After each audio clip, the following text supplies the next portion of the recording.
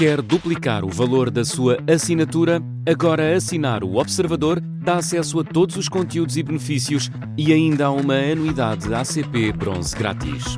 Terá vantagens que vão desde plano de saúde gratuito a descontos em combustível. Esta é uma assinatura que vale por duas. Assine hoje em observador.pt com 45% de desconto. 3 horas.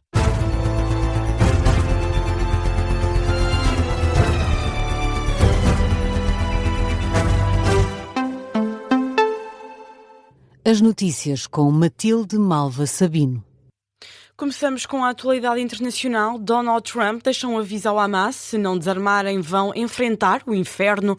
Uma ameaça do presidente norte-americano deixada na conferência de imprensa que se seguiu à reunião com o primeiro-ministro israelita, onde discutiram a segunda fase do plano de cessar-fogo em Gaza. Questionado sobre se pediu a retirada das tropas israelitas antes do desarmamento do Hamas, Donald Trump diz que o grupo palestiniano vai ter um período de tempo muito curto para abdicar das armas. We talked about Hamas and we talked about disarmament. Bem, falámos sobre o Hamas e falámos sobre o desarmamento. Eles terão um prazo muito curto para se desarmarem. E veremos como isso vai funcionar. O Steve Witkoff e o Jared Kushner ficarão responsáveis por isso do nosso lado, mas se eles não desarmarem como concordaram em fazer, porque eles concordaram com isso, então haverá um inferno para eles. E nós não queremos isso. Não estamos à procura disso. Mas eles têm que desarmar dentro de um período de tempo bastante curto. They have to disarm within a fairly short period of time.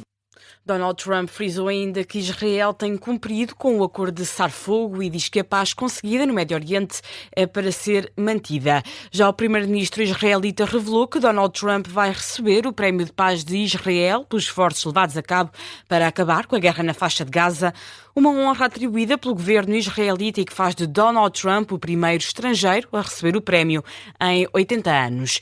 Donald Trump ameaçou ainda derrubar o Irão. O presidente dos Estados Unidos diz que está preocupado com o facto de o país estar a acumular armas e outros materiais após os ataques israelitas e norte-americanos aos programas nucleares e de mísseis do Irão durante o verão.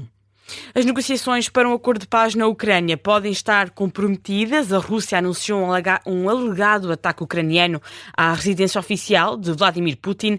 Kiev nega, mas Donald Trump dá o benefício da dúvida a Moscovo. O líder norte-americano confirma que soube do alegado ataque à residência do presidente russo através do próprio Vladimir Putin. Trump afirma que é a pior altura.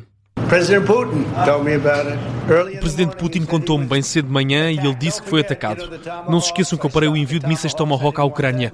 Uma coisa é ser ofensivo, outra é atacar a casa dele. Não foi o tempo certo para fazê-lo.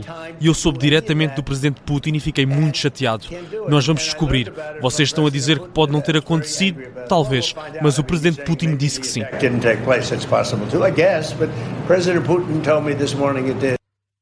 Moscou alega que Kiev enviou 91 drones para um ataque à residência oficial de Putin, supostamente todos abatidos. Do lado ucraniano, o presidente Volodymyr Zelensky rejeita as acusações do Kremlin. Outra mentira da Federação Russa. Ficou claro que ontem tivemos uma reunião com Trump e é claro que para os russos que se a Ucrânia não tiver nenhum escândalo com os Estados Unidos, então nós temos progresso e isso para eles é um falhanço. Eles estão simplesmente a preparar-se para lançar ataques, provavelmente na capital e provavelmente edifícios do governo.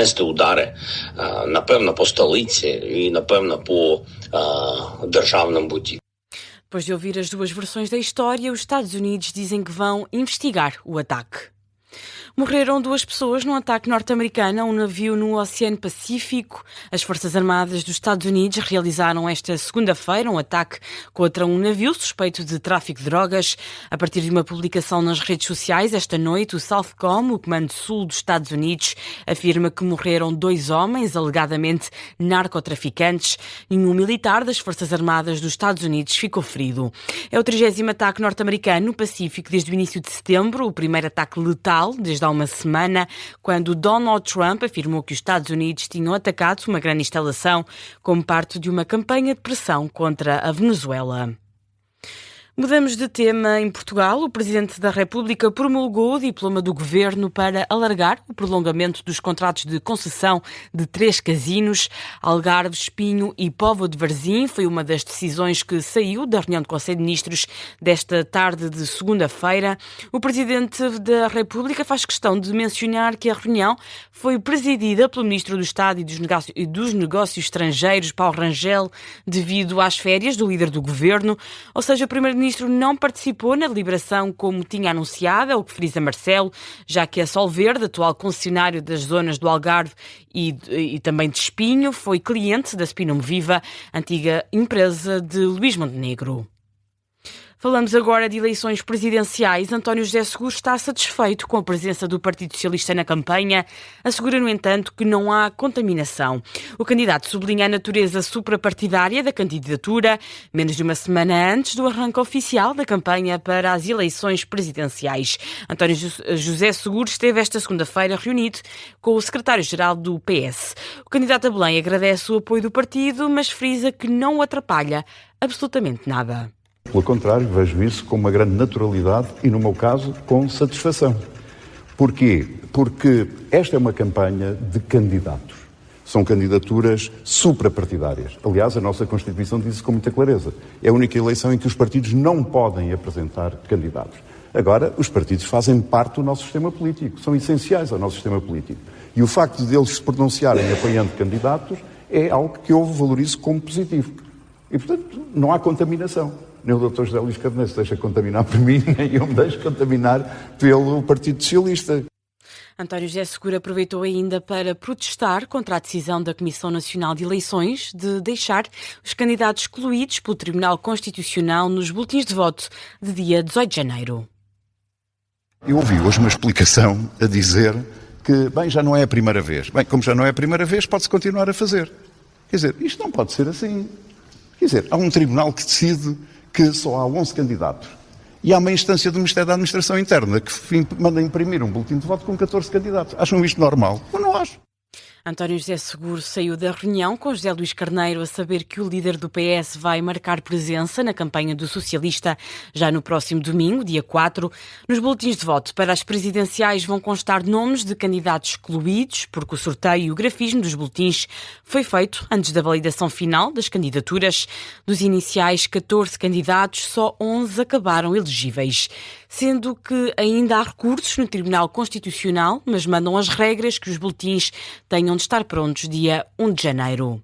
Para André Ventura, os boletins de voto devem ser alterados, embora a Comissão Nacional de Eleições diga que tal não é possível. O candidato a Belém, apoiado pelo Chega, afirma que não quer votos desperdiçados e sublinha que todo o cuidado é pouco. Não é por estar um aviso à entrada da escola ou do sítio onde se vota a dizer, atenção, estes 3 candidatos não contam, que não há pessoas que vão votar e que o seu voto será inútil. Em democracia nenhum voto é inútil, mesmo que seja num candidato menos votado. Portanto, eu acho que isto ainda se pode resolver. André Ventura, esta segunda-feira, numa ação de campanha em Vila Nova de Mil Fontes, no concelho de Odmira, diz que vai procurar resolver a situação da via mais diplomática e menos contestatária. As críticas de Catarina Martins vão no mesmo sentido. Considera que a presença de candidatos não confirmados nos boletins de voto é um absurdo. A candidata apoiada pelo Bloco de Esquerda pede para que se alterem os prazos legais. Eu acho muito difícil explicar que não tenha sido ainda possível arranjar a forma de ultrapassar esse problema. Se o problema é de prazos, alterem-se os prazos. Se o problema é de procedimentos, alterem-se os procedimentos. Mas reparem, ter num boletim de voto nomes de pessoas que não se candidatam é um absurdo. Já João Coutinho de Figueiredo diz que é uma daquelas consequências infelizes de um processo eleitoral que há muito precisava de ter sido revisto. Luís Marcos Mendes fala em desleixo do Estado e Henrique Gouveia e Melo antecipa uma confusão entre os eleitores na hora de votar, com nomes de candidatos não elegíveis no boletim de voto. A Comissão Nacional de Eleições admite também o mesmo e lamenta a situação. E o Partido Socialista apela à desistência dos candidatos presidenciais à esquerda de António José Seguro para garantir que a esquerda tem um candidato na segunda volta. José Luís Carneiro considera que só Seguro está em condições de o fazer e, por isso, pede pragmatismo. Não está em causa o mérito, a respeitabilidade a legitimidade de todas as outras candidaturas à esquerda do PS. Mas é para todos evidente que só uma candidatura tem condições para ir à segunda volta. E, mais uma vez, deixo ficar um apelo às outras candidaturas para que procurem avaliar a possibilidade de apoiarem a candidatura de António José Seguro, na medida em que é a única que pode ir à segunda volta. Depois de várias vozes socialistas, e não só, a pedirem a Catarina Martins, António Filipe e Jorge Pinto para desistirem, agora há este apelo de peso por parte do líder socialista. Luís Marcos Mendes pode alegar defesa da honra para revelar os clientes que teve na Abreu Advogados. De acordo com especialistas ouvidos pelo Observador, esta defesa da honra deve ser pedida à Ordem dos Advogados e deve contar com a permissão dos próprios clientes.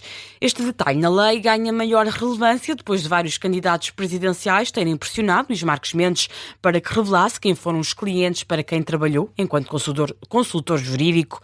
O processo para pedir a autorização à Ordem dos Advogados deve ser bem justificado, com pelo menos a apresentação dos interesses de uma das partes. João Lourenço. Um pedido de dispensa de sigilo profissional. É este o instrumento que Luís Marcos Mendes podia ter acionado, junto da Ordem dos Advogados, para revelar os clientes para quem trabalhou enquanto consultor interno da Abreu Advogados. De acordo com o bastonário da Ordem, este pedido apenas podia ser feito depois de Marcos Mendes ter recebido o consentimento total de todos os clientes. João Massano especifica também que a dispensa do sigilo profissional só é aceita em circunstâncias muito específicas, como, por exemplo, a defesa da honra. Outra das situações que pode obrigar advogados a revelarem o respectivo portfólio de clientes diz respeito a suspeitas de ilegalidades. O Observador falou também com o presidente do Conselho Deontológico do Porto, da Ordem dos Advogados. Carlos Gomes Faria explica que não existe uma ordem ou um estatuto legal específico para a atividade profissional dos consultores, ou seja, os deveres de advogados são extensíveis às funções de consultor. O jornalista João Lourenço, com a explicação dos instrumentos que Luís Marcos Mendes ainda pode acionar, caso pretenda revelar na íntegra a lista de clientes que teve enquanto consultor jurídico. Pode ler este artigo na íntegra no site do Observador, é da autoria do jornalista Miguel Pereira Santos. Notícia de fecho deste jornal, a informação regressa às 3h30. Até já.